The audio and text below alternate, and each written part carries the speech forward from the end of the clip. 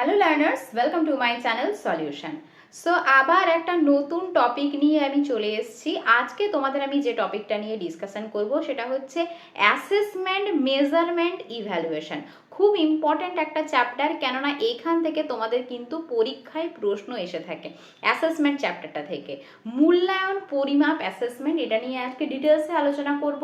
প্রথম থেকে শেষ অবধি প্রত্যেকেই বলবো ভিডিওটা দেখবে, আর তারপরেও যদি তোমাদের বুঝতে কোনো রকম কোনো সমস্যা হয় তোমরা কমেন্ট বক্সে আমাকে কমেন্ট করবে যে ম্যাডাম এই জায়গাটা বা এই পার্টিকুলার পয়েন্টটা বুঝতে পারলাম না, একটু বুঝিয়ে দিন।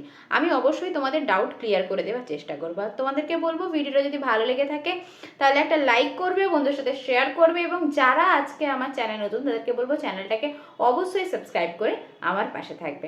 চলো তাহলে স্টার্ট করে দিই আজকে আমাদের ক্লাস। দেখো কি বললাম, আজকে আমাদের টপিক কি, মেজারমেন্ট, অ্যাসেসমেন্ট, ইভ্যালুয়েশন। দেখো মেজারমেন্ট, অ্যাসেসমেন্ট, ইভ্যালুয়েশন ওয়ার্ডগুলো সবই একই রকম, কারণ মেজারমেন্ট মানেও পরিমাপ করা বা মূল্যায়ন করা আমরা বলতে পারি, অ্যাসেসমেন্ট মানেও মূল্যায়ন করা বা পরিমাপ করা, এবং তোমাদের ইভ্যালুয়েশন মানেও মূল্যায়ন করা। তাহলে একই ওয়ার্ডকে বা একই ধরনের যে শব্দগুলো সবই যদি মূল্যায়ন হয়, তাহলে কেন আমরা আলাদা আলাদাভাবে এটাকে দেখিয়েছি, বা আমাদের যে এডুকেশন সিস্টেমে মেজারমেন্ট, অ্যাসেসমেন্ট, ইভ্যালুয়েশন এগুলোর জায়গা কতটা, বা এগুলো আমাদের সিলেবাসে কতটা জায়গা জুড়ে আছে, কোনটার কি ভূমিকা, সেটা নিয়ে কিন্তু ডিটেলসে আলোচনা করব। প্রথমেই যেটা নিয়ে আলোচনা করব সেটা হচ্ছে মেজারমেন্ট। দেখো মেজারমেন্ট মানে কি, কোনো কিছু পরিমাপ করা।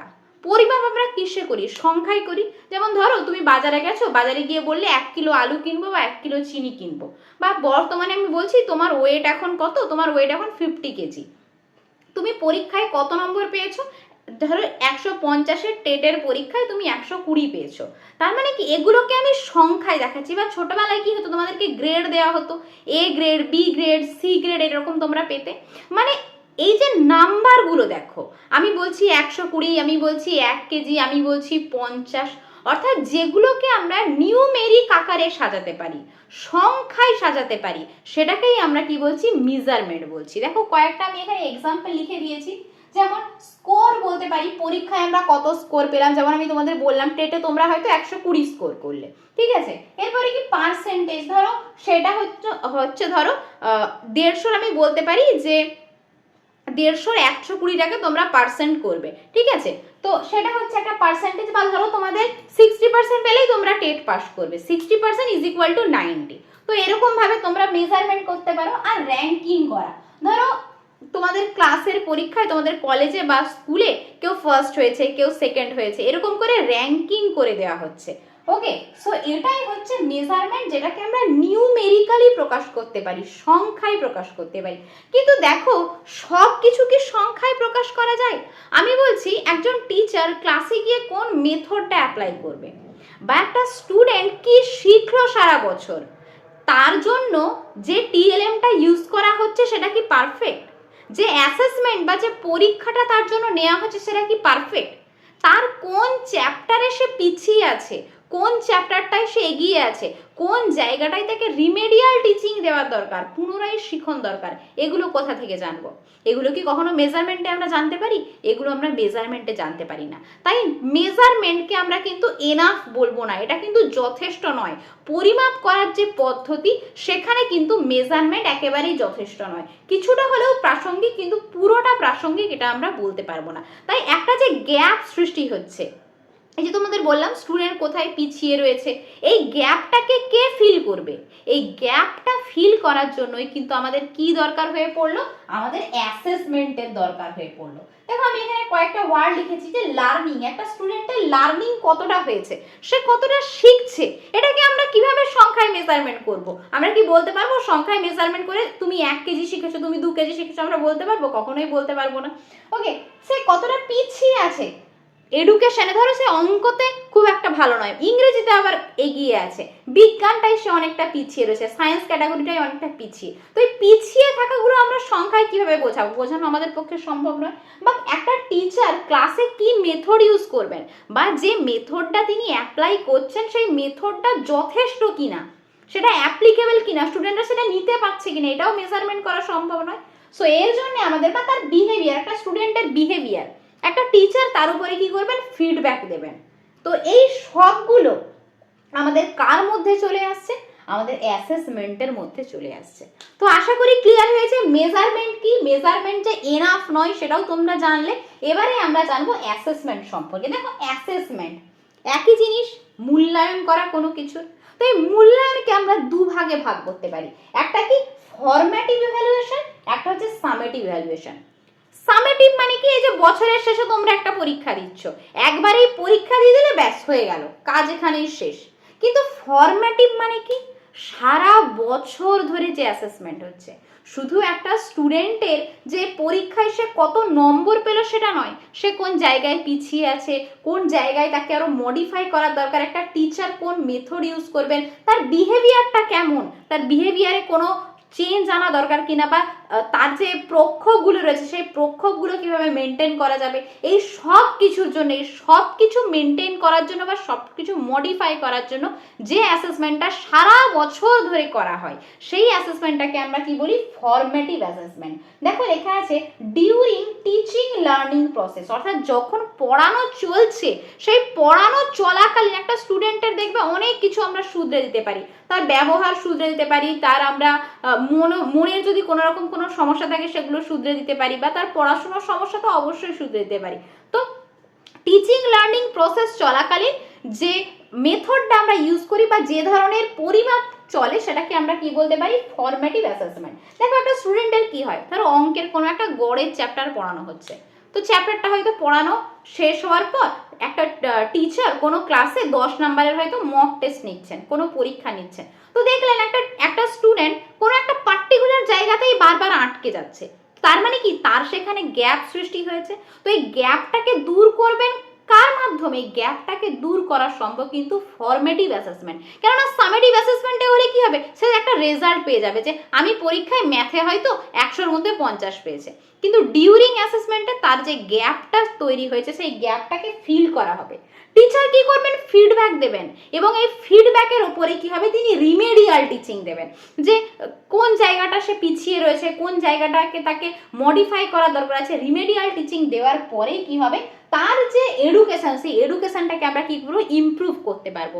রিমেডিয়াল টিচিং দেওয়ার ফলে কি, তার যে জায়গাগুলো সমস্যাগুলো ছিল সেই সমস্যাগুলো দূর হয়ে যাবে, তার ফলে কি হবে, তার এডুকেশনটা অনেকটা ইমপ্রুভ হবে, তার পিছিয়ে থাকা জায়গাগুলোতে তাকে কিন্তু অনেকটা এগিয়ে আনা যাবে। তো এটাই হচ্ছে ফরমেটিভ অ্যাসেসমেন্ট। এখানে কি না, বাচ্চার চাহিদা অনুসারে শিক্ষা দেওয়া হয়, একটা শিশুর কি দরকার, কোন মেথডে শিখলে সে সব থেকে ভালো শিখবে। একটা টিচার এমনটা নয় যে তিনি একই মেথডে সারা বছর ধরে পড়িয়ে যাবেন, তিনি অল্টারনেট মেথড ইউজ করবেন, বিভিন্ন ক্লাসে বিভিন্ন রকম মেথড, বিভিন্ন চ্যাপ্টারের জন্য বিভিন্ন রকম মেথড ইউজ করবেন, কোন মেথডটা ঠিক কোন মেথডটা ভুল এটা তিনি নিজেকে নিজে রেকটিফাই করবেন। তো এখানে কি হয়, স্টুডেন্টদের বা লার্নারদের নিড অনুযায়ী কি হয়, মেথড অ্যাপ্লাই করা হয়। তো এটাই হচ্ছে ফরম্যাটিভ অ্যাসেসমেন্ট, যেটা কি ডিউরিং টিচিং লার্নিং প্রসেস হয়ে থাকে। তো আশা করি ফরম্যাটিভ অ্যাসেসমেন্ট সম্পর্কে তোমাদের ক্লিয়ার হয়েছে। তো ফরম্যাটিভ অ্যাসেসমেন্টকে আমরা কি বলি, গঠনগত মূল্যায়ন বলে থাকি। ওকে, এরপরে আসি সামেটিভ। সামেটিভ মানে কি, end of the course, end of the season. একটা বছর হচ্ছে, সারা বছর স্টুডেন্টকে পড়তে দেওয়া হচ্ছে, পড়তে দেওয়ার পর বছরের শেষে তার 100 মার্কের বা 200 মার্কের পরীক্ষা নেওয়া হচ্ছে। সেখানে কিন্তু আর মডিফাই করার কোনো জায়গা থাকে না, কোনো রেকটিফাই করার জায়গা থাকে না, কোনো ফিডব্যাক দেওয়ার জায়গা থাকে না, বা কোনো রিমেডিয়াল টিচিং দেওয়ারও কিন্তু কোনো রকম কোনো স্পেস থাকে না। এটাই হচ্ছে সামেটিভ ইভ্যালুয়েশন। দেখো লেখা আছে end of the course or process. একটা কোর্স শেষ হয়ে গেলে বা একটা প্রসেস শেষ হয়ে গেলে যে অ্যাসেসমেন্ট আমরা করি সেটাকে আমরা কি বলি, সামেটিভ অ্যাসেসমেন্ট বলে থাকি। যেমন ধরো আমরা বলি অ্যানুয়াল এক্সাম, বার্ষিক পরীক্ষা। বার্ষিক পরীক্ষা একটা খুব ভালো এক্সাম্পল আমাদের সামেটিভ অ্যাসেসমেন্টের, যেখানে কি ফাইনাল জাজমেন্ট দেওয়া হয় যে কে ফার্স্ট হবে, কে সেকেন্ড হবে, কে থার্ড হবে, কে এগিয়ে গেল, কে পিছিয়ে গেল। রিপোর্ট কার্ড দেওয়া হয় না, রিপোর্ট কার্ডে কি হয়, কে ফার্স্ট হয়েছে, কে সেকেন্ড হয়েছে, বা কে পরের ক্লাসে যাবে, কে আবার ওই ক্লাসে রয়ে যাবে। তো এটাকে এনে কি হয়, একটা রিপোর্ট কার্ড দেওয়া হয়। যেমনটা বললাম, কোনো রকম কোনো ফিডব্যাক কিন্তু দেওয়ার জায়গা থাকে না, একটা স্টুডেন্টের কোথায় ভুল হয়েছে, কোথায় ত্রুটি হয়েছে সেটা কিন্তু মডিফাই করার কোনো রকম কোনো জায়গা থাকে না এখানে। জাস্ট একটা রিপোর্ট কার্ড বাচ্চাকে ধরিয়ে দেওয়া হয়, তার একটা ফাইনাল জাজমেন্ট করা হয়, এটাকেই বলা হয় সামেটিভ অ্যাসেসমেন্ট। দেখো ফর্মেটিভ অ্যাসেসমেন্ট, সামেটিভ অ্যাসেসমেন্ট আমরা পড়লাম। এবার এই ফর্মেটিভ অ্যাসেসমেন্টকে আরো তিনটে ভাগে আমরা ভাগ করতে পারি। ফর্মেটিভ অ্যাসেসমেন্টে তিনটে টাইপস আমরা দেখতে পাই, assessment for learning, assessment of learning আর অ্যাসেসমেন্ট অ্যাজ লার্নিং। প্রথমে আমরা অ্যাসেসমেন্ট অ্যাজ লার্নিং এর কথা বলবো। অ্যাজ লার্নিং বলতে গেলে আমাদের মেটা কগনিশন সম্পর্কে জানতে হবে। মেটা কগনিশন মানে কি? অধিপ্রজ্ঞা, যেখানে একটা স্টুডেন্ট বা একটা বাচ্চা নিজের সম্পর্কে অ্যাওয়্যার হচ্ছে, নিজের সম্পর্কে একটা সচেতনতা তৈরি হচ্ছে যে আমার পোটেনশিয়ালিটি কোথায় বেশি রয়েছে, আমার উইকনেস কোথায় রয়েছে, আমার স্ট্রেংথ কোথায় রয়েছে, এটাকেই আমরা অধিপ্রজ্ঞা বলি বা মেটা কগনিশন বলে থাকি।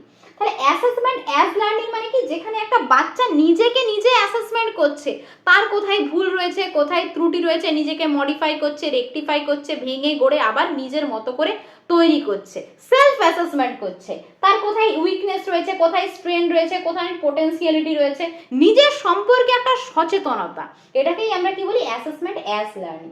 আর অ্যাসেসমেন্ট ফর লার্নিং, এই যে তোমরা পড়লে ফরম্যাটিভ ইভ্যালুয়েশন, ফরম্যাটিভ ইভ্যালুয়েশনে আমরা কি পড়েছিলাম? ডিউরিং টিচিং লার্নিং প্রসেস একটা স্টুডেন্টের গ্যাপ তৈরি হয়, সেই গ্যাপটাকে ফিল করার জন্য কি হয়? একটা টিচার রিমেডিয়াল টিচিং দেন। রিমেডিয়াল টিচিং এর পরে হয় কি হয় না, তার যেই জায়গাটায় তার ঘাটতি ছিল সেই ঘাটতিটাকে শুধরে দেওয়া হয়।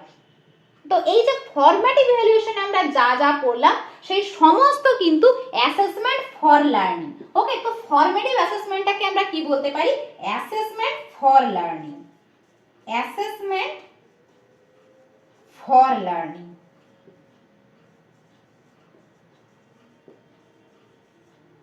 এখানে লিখতে পারি আমরা ফরম্যাটিভ ইভ্যালুয়েশন, ফরম্যাটিভ ইভ্যালুয়েশন।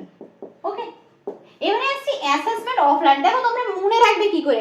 অনেকে এটা গুলিয়ে যায় যে অ্যাসেসমেন্ট ফর লার্নিং না অফ লার্নিং, কোনটাকে আমরা ফরম্যাটিভ ইভ্যালুয়েশন বলবো। দেখো এই যে ফর আছে, ফর দিয়ে ফর, এভাবে মনে রাখবে, formative evaluation, assessment for learning. আর অ্যাসেসমেন্ট অফ লার্নিং কোনটা? এই যে সামেটিভ অ্যাসেসমেন্টে তোমরা যা যা পড়লে, যেখানে কি এন্ড অফ কোর্স বা প্রসেসের পর রিপোর্ট কার্ড দেওয়া হয়, অ্যানুয়াল এক্সাম হয়, একটা ফাইনাল জাজমেন্ট দেওয়া হয়, যেখানে মডিফিকেশনের কোনো রকম কোনো জায়গা থাকে না, রিমেডিয়াল টিচিং এর কোনো রকম কোনো জায়গা থাকে না। তাহলে অ্যাসেসমেন্ট অফ লার্নিংটাকে আমরা কি বলতে পারি? সামেটিভ ইভ্যালুয়েশন বলতে পারি, সামেটিভ ইভ্যালুয়েশন। ওকে, আশা করি ক্লিয়ার হয়েছে তোমাদের। Formative evaluation, summative evaluation, assessment for learning, assessment of learning, assessment as learning. খুব ইম্পর্টেন্ট একটা জায়গা, এখান থেকে কিন্তু তোমাদের পরীক্ষায় প্রশ্ন 1-2 নম্বরের আসতে পারে। ওকে, এরপরে আমরা জানবো ইভ্যালুয়েশন সম্পর্কে। দেখো ইভ্যালুয়েশন মানে কি? মূল্যায়ন। আমরা মেজারমেন্ট পড়লাম, আমরা অ্যাসেসমেন্ট পড়লাম, ইভ্যালুয়েশন মানে কি? ইভ্যালুয়েশন পড়তে গেলে আমাদের সিসিই সম্পর্কে জানতে হবে। সিসিই মানে কি? দেখো এখানে লেখা আছে, তোমরা পড়েছো, কন্টিনিউয়াস অ্যান্ড কম্প্রিহেন্সিভ ভ্যালুয়েশন, যাকে বাংলায় কি বলা হয়? নিরবচ্ছিন্ন এবং সামগ্রিক মূল্যায়ন। কন্টিনিউয়াস মানে কি? যেটা কন্টিনিউয়ালি চলতে থাকে, কন্টিনিউ ভাবে চলবেই, চলতেই থাকবে, চলতেই থাকবে, মানে যেটা আমরা পড়লাম ফরম্যাটিভ ইভ্যালুয়েশনে। আবার বলছি, ডিউরিং টিচিং লার্নিং প্রসেস একটা স্টুডেন্টের গ্যাপ তৈরি হয়, সেই গ্যাপটাকে ফিল করার জন্য টিচার কি করেন? রিমেডিয়াল টিচিং দেন। তো ফরম্যাটিভ অ্যাসেসমেন্টে আমরা যা যা পড়েছিলাম, আমাদের এই কন্টিনিউয়াস যে ইভ্যালুয়েশন, দেখো তার আগে বলি কন্টিনিউয়াস অ্যান্ড কম্প্রিহেন্সিভ ইভ্যালুয়েশন। দেখো এই দুটো ওয়ার্ডকে আমি ভেঙে দিয়েছি, দুটো ওয়ার্ডকে আমি ব্রেক করেছি, কন্টিনিউয়াস অ্যান্ড কম্প্রিহেন্সিভ। কন্টিনিউয়াসকে আমরা দুভাগে ভাগ করছি, একটা হচ্ছে কন্টিনিউটি, একটা হচ্ছে পিরিয়ডিসিটি। ওকে, আর কম্প্রিহেনসিভ ইভ্যালুয়েশনকে আমরা দুভাগে ভাগ করছি, একটা হচ্ছে স্কলাস্টিক, একটা হচ্ছে কোস্কলাস্টিক। একে একে সবগুলো ডিটেইলসে আলোচনা করব, চিন্তা করার কোনো কারণ নেই। প্রথম থেকে শেষ অবধি ভিডিওটা দেখবে। আমার মনে হয় এই ভিডিওটা দেখার পর তোমাদের আর কোনো কিছু পড়ার দরকার পড়বে না, তোমাদের আর কোনো ভিডিও বা আর কোনো বই তোমাদের পড়ার দরকার পড়বে না। যদি পরীক্ষায় এখান থেকে প্রশ্ন দেয়, তোমরা কিন্তু 1 থেকে 2 নম্বরের প্রশ্ন অবশ্যই কমন পেয়ে যাবে। ওকে, সো কন্টিনিউয়াসকে আমরা দুভাগে ভাগ করছি, একটা হচ্ছে কন্টিনিউটি, একটা হচ্ছে পিরিয়ডিসিটি। দেখো কন্টিনিউটি মানে কি? এই যে ফরম্যাটিভ অ্যাসেসমেন্টে আমরা যা যা পড়লাম সেটাই হচ্ছে কন্টিনিউটির মধ্যে পড়ে, যেমন ডিউরিং টিচিং লার্নিং প্রসেস। আর পিরিয়ডিসিটি মানে কি? পিরিয়ড মানে একটা টাইমের পরে, একটা পিরিয়ডের পরে, একটা সময়ের পরে যে অ্যাসেসমেন্ট করা হয় সেটাকে আমরা কি বলছি? পিরিয়ডিসিটি বলছি। যেমন সামেটিভ অ্যাসেসমেন্ট, বছরের শেষে যে মূল্যায়নটা করা হচ্ছে, তাহলে কন্টিনিউটির মধ্যে পড়ছে কি? Formative assessment. আর পিরিয়ডিসিটির মধ্যে পড়ছে কি সামেটিভ অ্যাসেসমেন্ট। ওকে, এত দূর অবধি আশা করি ক্লিয়ার হয়েছে। এরপরে চলে আসছি কম্প্রিহেনসিভ ভ্যালুয়েশনে। কম্প্রিহেনসিভ ভ্যালুয়েশন যেটাকে আমরা দুভাগে ভাগ করেছি, একটা হচ্ছে স্কলাস্টিক, একটা হচ্ছে কো স্কলাস্টিক। আরো সহজ করে বলি, curricular activities, co curricular activities. বাংলায় যেটাকে বলি পাঠক্রমিক কার্যাবলী আর সহ পাঠক্রমিক কার্যাবলী। এই ওয়ার্ডটা হয়তো আশা করি তোমরা প্রত্যেকেই শুনেছো, পাঠক্রমিক আর সহ পাঠক্রমিক কার্যাবলী। পাঠক্রমিক মানে কি, দেখো এটাকে দুভাগে ভাগ করেছি, স্কলাস্টিক, কো স্কলাস্টিক। পাঠক্রমিক মানে কি, এই যে পাঠ্যক্রম সিলেবাসের সঙ্গে আমরা যা যা পড়ি সেটাকেই আমরা পাঠক্রমিক কার্যাবলী বলবি। যেমন হচ্ছে ধরো কোনো টিচার ক্লাসে কি করছেন, সাবজেক্ট পড়াচ্ছেন, বাংলা, ইতিহাস, ভূগোল, জিওগ্রাফি, যত রকমের সাবজেক্ট হয় সমস্ত কিছু কিন্তু এই স্কলাস্টিকের মধ্যে পড়ছে। আর কো স্কলাস্টিক মানে কি, এই যে খেলাধুলো, নাচ গান, আবৃত্তি, আঁকা, বিভিন্ন ধরনের যে অ্যাক্টিভিটিসগুলো হয়, সাইকোমোটর যে অ্যাক্টিভিটিসগুলো, ঠিক আছে, যেখানে তার দেহ সঞ্চালনা হচ্ছে, সমস্ত দিকের বিকাশ হচ্ছে। বলে না খেলার মাঠে একটা শিশুর সমগ্র দিকের বিকাশ হয়, তো এটাই হচ্ছে কো স্কলাস্টিক অ্যাক্টিভিটিস, যেটাকে আমরা বাংলায় কি বলি, সহ পাঠক্রমিক কার্যাবলী। তো এটাই হচ্ছে কম্প্রিহেনসিভ ভ্যালুয়েশনের দুটো ভাগ। দেখবে পরীক্ষায় তোমাদের বা প্র্যাকটিসে তোমরা দেখবে কম্প্রিহেনসিভ কথাটাকে দিয়ে দেয় যে কম্প্রিহেনসিভ, আমরা তো কন্টিনিউয়াস মানে তো জানি, কন্টিনিউইটি, তোমরা প্রেজেন্ট কন্টিনিউয়াস টেন্স পড়ে এসছো, কন্টিনিউয়াস আমরা জানি, কিন্তু কম্প্রিহেনসিভ সম্পর্কে কিন্তু অনেকেরই নলেজ থাকে না। তো কম্প্রিহেনসিভ এই ওয়ার্ডটাকে আমরা দুভাগে ভাগ করেছি, একটা হচ্ছে স্কলাস্টিক, একটা কো স্কলাস্টিক। স্কলাস্টিক মানে পাঠ্যক্রমিক কার্যাবলী, আর কো স্কলাস্টিক মানে সহ পাঠ্যক্রমিক কার্যাবলী। তো এই হয়ে গেল তোমাদের মোটামুটি formative assessment, summative assessment, CCE, measurement, assessment, evaluation. আরেকবার আমি তোমাদের ছোট্ট করে রিক্যাপ দিয়ে দিচ্ছি। দেখো আশা করি তোমাদের ক্লিয়ার হয়ে গেছে, তবু একটা ছোট্ট 5 মিনিটের আমি রিক্যাপ দিয়ে দিচ্ছি। তাহলে মেজারমেন্ট মানে কি বলেছিলাম, যেটাকে আমরা নিউমেরিক্যালি প্রকাশ করে থাকি, সংখ্যায় প্রকাশ করে থাকি, যেমন স্কোর বলতে পারি, পার্সেন্টেজ বলতে পারি, র্যাঙ্ক বলতে পারি। কিন্তু এটা কি এনাফ? এটা এনাফ নয়। একটা স্টুডেন্ট কোথায় পিছিয়ে আছে সেটা জানার জন্য আমাদের কি দরকার, আমাদের অ্যাসেসমেন্ট করা দরকার। এবং এই অ্যাসেসমেন্টটাকে আমরা দুভাগে ভাগ করেছিলাম, একটা হচ্ছে ফরমেটিভ অ্যাসেসমেন্ট, একটা সামেটিভ অ্যাসেসমেন্ট। ফরমেটিভ অ্যাসেসমেন্ট মানে কি, যেটা ডিউরিং টিচিং লার্নিং প্রসেস চলে, যেখানে একটা গ্যাপ তৈরি হয়, সেই গ্যাপটাকে ফিল করা যায়। এবং সামেটিভ অ্যাসেসমেন্ট মানে কি, যেখানে এন্ড অফ দ্য কোর্স বা এন্ড অফ দ্য প্রসেস, যেটাকে আমরা অ্যানুয়াল এক্সাম বলে থাকি। এবার এই ফরমেটিভ অ্যাসেসমেন্টটাকে আমরা দুভাগে ভাগ করেছিলাম, 3 ভাগে ভাগ করেছিলাম। একটা হচ্ছে assessment for learning, assessment of learning, assessment as learning. Assessment as learning এ কি বলেছিলাম, মেটা কগনিশনের কথা বলেছিলাম, যেখানে কি সেলফ অ্যাওয়ারনেস তৈরি হয় একটা স্টুডেন্টের মধ্যে। আর অ্যাসেসমেন্ট ফর লার্নিং মানে যেটাকে আমরা ফরমেটিভ ইভ্যালুয়েশন বলছি, আর অ্যাসেসমেন্ট অফ লার্নিং যেটাকে আমরা কি বলি, সামেটিভ ইভ্যালুয়েশন বলে থাকি। এবার ইভ্যালুয়েশনে আমরা চলে আসছি, ফরমেটিভ অ্যাসেসমেন্ট বলবো, সরি ইভ্যালুয়েশন নয়, ফরমেটিভ অ্যাসেসমেন্ট। ওকে, অ্যাসেসমেন্ট আর ইভ্যালুয়েশনের কথায় আসি। ইভ্যালুয়েশনকে আমরা দুভাগে ভাগ করি, দুভাগে বলবো না, ইভ্যালুয়েশন বললেই আমাদের সিসিই কথাটা আসবে, কন্টিনিউয়াস এন্ড কম্প্রিহেনসিভ ভ্যালুয়েশন। তো কন্টিনিউয়াসকে আমরা দুভাগে ভাগ করেছিলাম, একটা হচ্ছে কন্টিনিউটি, একটা হচ্ছে পিরিয়ডিসিটি। কন্টিনিউটির মধ্যে আছে ফরমেটিভ অ্যাসেসমেন্ট এবং পিরিয়ডিসিটির মধ্যে আছে সামেটিভ অ্যাসেসমেন্ট। এবং কম্প্রিহেনসিভকে দুভাগে ভাগ করেছিলাম, একটা হচ্ছে স্কলাস্টিক, একটা হচ্ছে কো স্কলাস্টিক। স্কলাস্টিকের মধ্যে যে কোনো সাবজেক্ট আসবে, যে সাবজেক্টগুলো আমরা পড়াশোনা করি, আর কো স্কলাস্টিক মানে যেগুলো সাইকোমোটর যে অ্যাক্টিভিটিগুলো হয় সেগুলোই হচ্ছে কো স্কলাস্টিক অ্যাক্টিভিটি। তো আশা করি তোমাদের আর কোনো রকম কোনো ডাউট থাকবে না এই মেজারমেন্ট, অ্যাসেসমেন্ট আর ইভ্যালুয়েশন সম্পর্কে। আজকের ভিডিওটা এই পর্যন্তই।